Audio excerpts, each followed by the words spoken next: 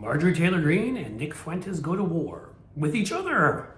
This is Schecter, by the way, is the Blue Amp channel, and you'll probably never hear me talk about more crazy Republicans in one single takedown, I promise you.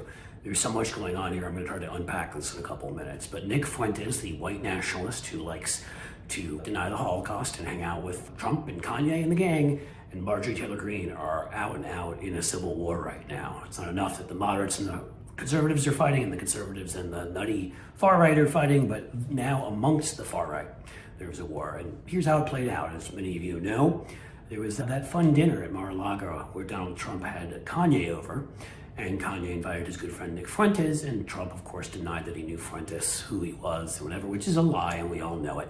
Fuentes was there, and Secret Service protect Trump, so he would have known who he was, and later admitted behind the scenes that he couldn't be associated with him.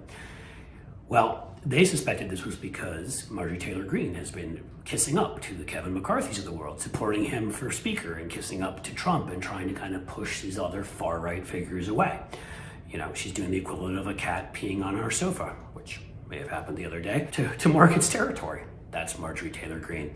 Well, according to Nick Fuentes, not the best source, after the dinner, she had actually sent them a text. She sent a text to another lunatic, Milo Yiannapoulos. You may remember him, banned from Twitter, Facebook, the rest, for being a far-right nut and making anti-Semitic comments and racist comments. He and Nick Fuentes are part of the Kanye for President 2024 campaign. Kanye really thinks he's going to win. Trump told him, you can't run and win. And it seems like there's a fight breaking out between all of them. So, back to our plot.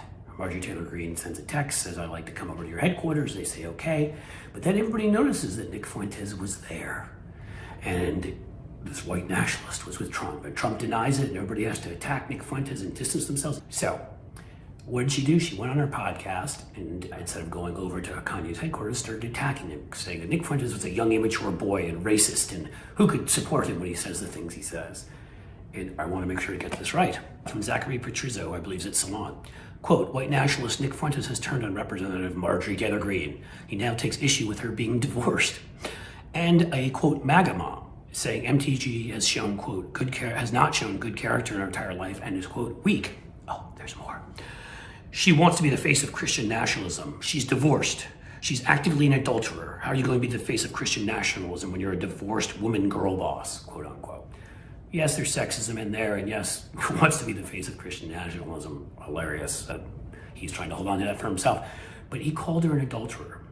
Now, she got divorced recently, and a picture popped up of her cuddling up in the bathroom in a selfie, and I'm not even kidding, with Brian Glenn of the Right Side Broadcasting Network. So we know she's been accused of adultery in the past, but she and Brian are getting really close in this picture, and he divorced his wife right after, too. He divorced his wife, she divorced her husband, and she's already committed adultery, as we know, with a gym owner. And right now, Nick Fuentes is sticking that shiv in and going after her for actively committing adultery.